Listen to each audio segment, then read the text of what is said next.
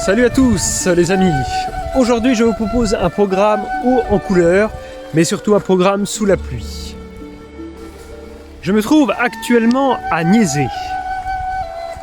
Cette ville lituanienne regorge de surprises. C'est sans m'y attendre, en cherchant une place et surtout un lieu au sec et à l'abri pour pique-niquer ce midi, que je découvre cette place. Il y a énormément de sculptures et on peut apercevoir là-bas une représentation du monstre du Loch Ness. Et c'est sympathique. Alors, dans cet espace, il y a énormément de sculptures sur tronc. Là, vous avez Zemina.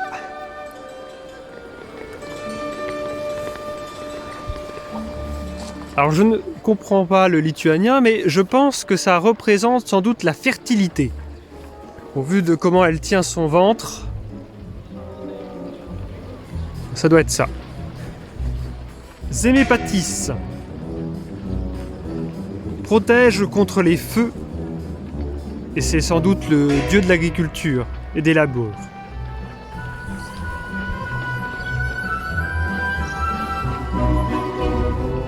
Bon, c'est sans doute une des plus belles statues, il me semble, c'est Gabajogis.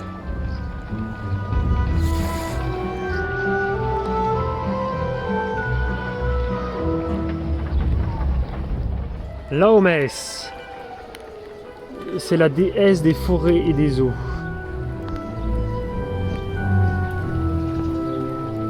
Elle est surprenante, elle.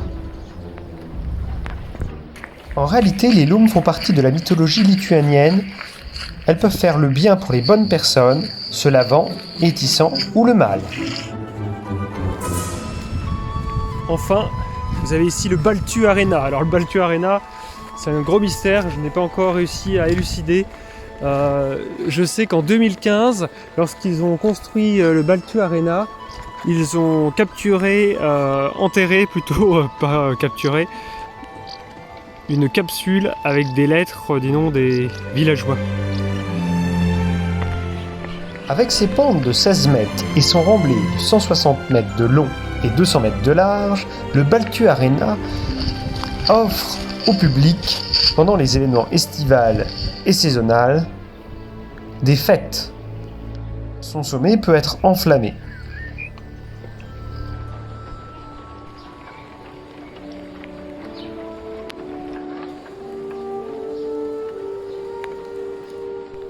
Non loin du Baltu Arena, nous pouvons observer une île artificielle, l'île aux Anges. Oh, mais c'est une île aux lapins ici. L'île aux Anges. Les jardiniers s'occupent des lapins. Et sont perdus au milieu d'une île.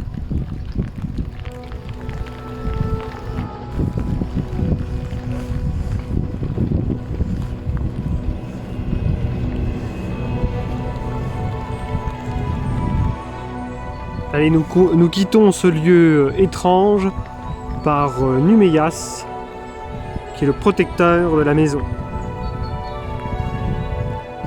Continuons donc sur nos chemins inondés, en direction de Cross Hill, le mont des Croix. À quelques kilomètres seulement de la ville de Šiauliai, en Lituanie, nous voilà maintenant sur la colline des Croix. Je vous propose maintenant de découvrir avec moi la colline aux Croix.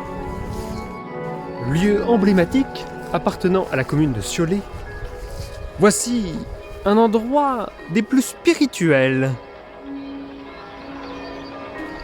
Avec ses dizaines de milliers de croix, la première mention écrite date de 1850. Mais on suppose que cela remonte à bien plus longtemps, en 1830, à cause de l'insurrection, en mémoire des morts. Mais le lieu devient célèbre en 93, lorsque Jean-Paul II célèbre une messe dans une chapelle adjacente.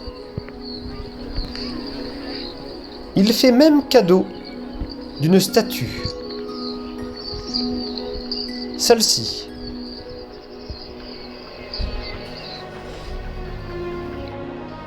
Sous l'ère soviétique, on ferme l'accès à la colline et on prétexte le retour d'une épidémie de peste.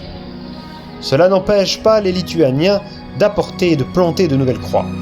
Cela dit, elles sont de nouveau enlevées pour être utilisées comme matériaux principaux.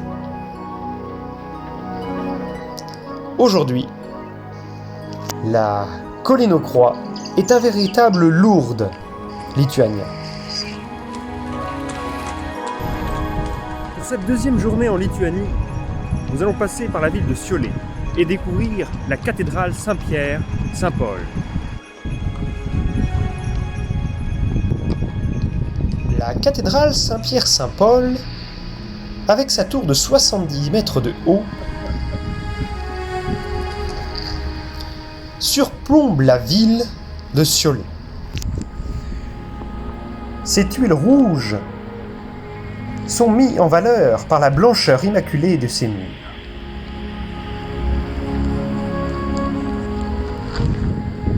Elle possède même un des plus anciens cadrans solaires de Lituanie. Si la cathédrale remonte au XVIIe siècle, elle est sans cesse dévastée et reconstruite. Il faudra attendre 1997 pour qu'elle devienne officiellement une cathédrale. La place du cadran solaire a été érigée en 1986 pour le 750e anniversaire de la ville. L'archer en or symbolise le nom de la ville, Saulis Šiauliai, le soleil et l'archer. Les chiffres, quant à eux, au sol, représentent tout simplement la première mention de la ville en 1236. Les amis, ce soir, je donne une représentation.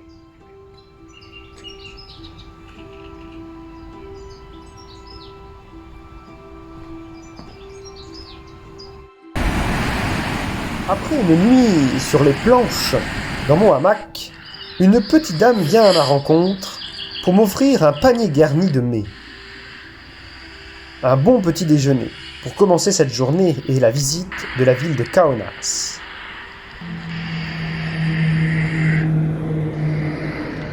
Aux portes de Kaunas, je fais la connaissance de Victor et Oscar. Ils viennent tout droit de Turquie et se dirigent vers le Cap Nord.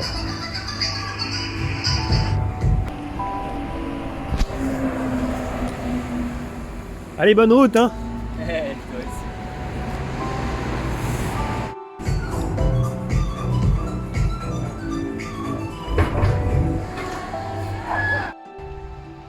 Les amis, nous voilà arrivés maintenant dans la ville de Kaunas et sa forteresse médiévale. Kaunas, c'est la deuxième ville du pays après Vilnius.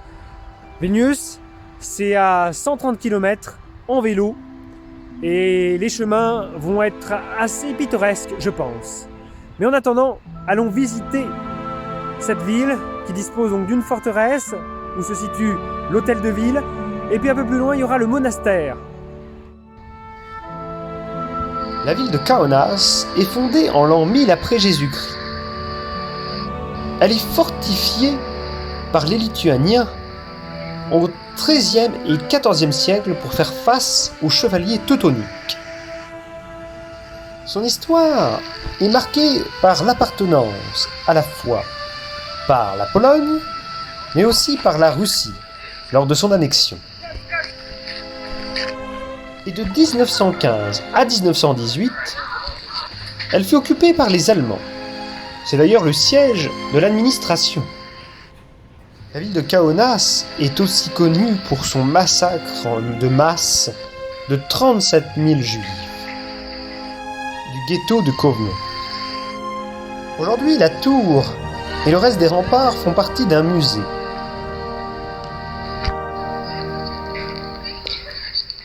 Les jardins et les fosses aux alentours sont des lieux de promenade. Les églises et cathédrales ont un charme tout à fait particulier. À Admirons ensemble ces vitraux. C'est baroque.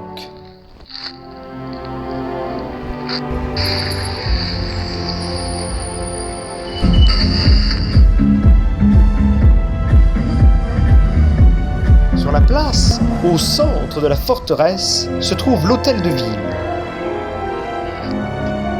Comme on peut le voir, c'est une place très animée.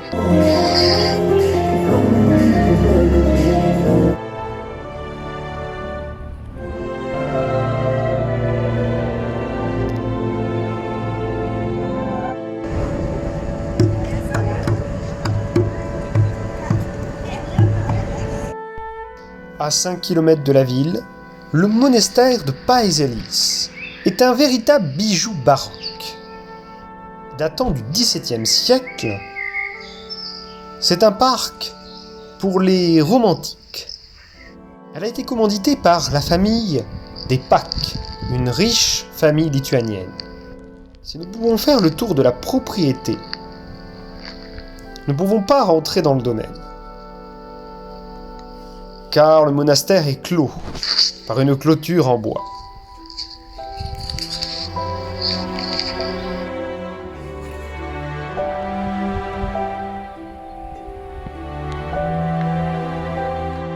Et regardez, si c'est pas incroyable, on est quelle date aujourd'hui là? On est mi-juin. Et là on est dans les forêts de Lituanie et on aperçoit dans la forêt un champ de muguet. Les amis, je viens de découvrir quelque chose de remarquable. Sur la carte, c'est marqué comme point d'observation. Vous allez pouvoir apercevoir l'engin. On va aller le gravir. On va gravir ce gigantesque observatoire qui doit faire... je sais pas combien il fait de mètres. Bon, et ben c'est parti pour l'ascension. Finalement, je préfère redescendre les quelques étages franchis pour observer les libellules. C'est plus sûr.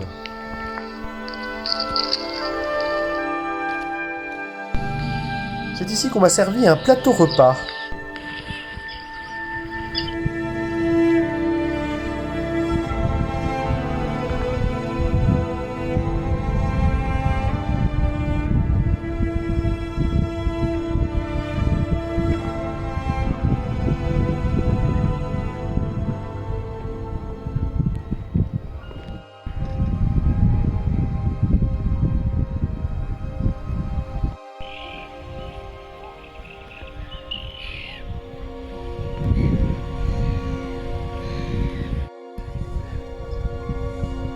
Et voilà les amis, nous voilà maintenant à quelques kilomètres seulement, une trentaine de Vilnius, la capitale de la Lituanie.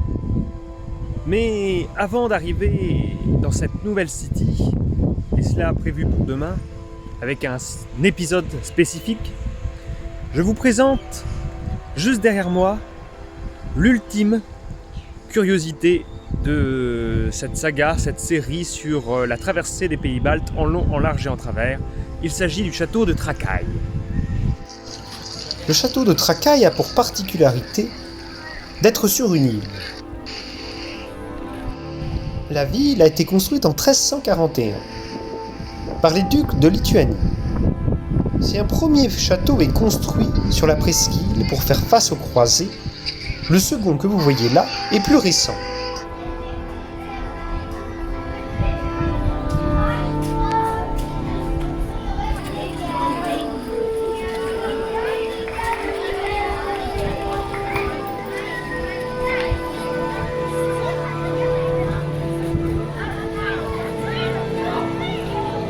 C'est le duc Vytautas qui le fit construire au XVe siècle. Personne ne s'en est jamais emparé.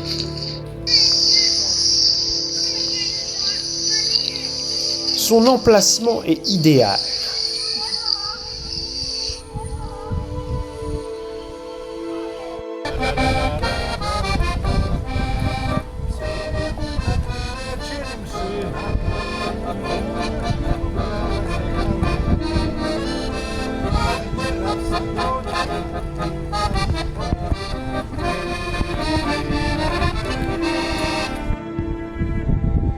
Sortons de l'île et observons le château primitif, le premier en son nom.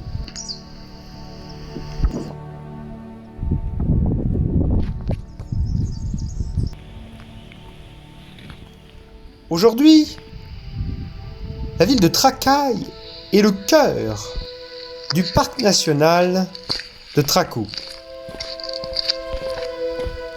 C'est un lieu où faune et flore sont constamment protégés.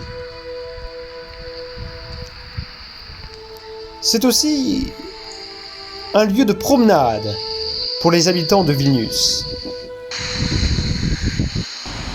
La nature à portée de main. Allons les lapins. Demain, Vilnius nous attend.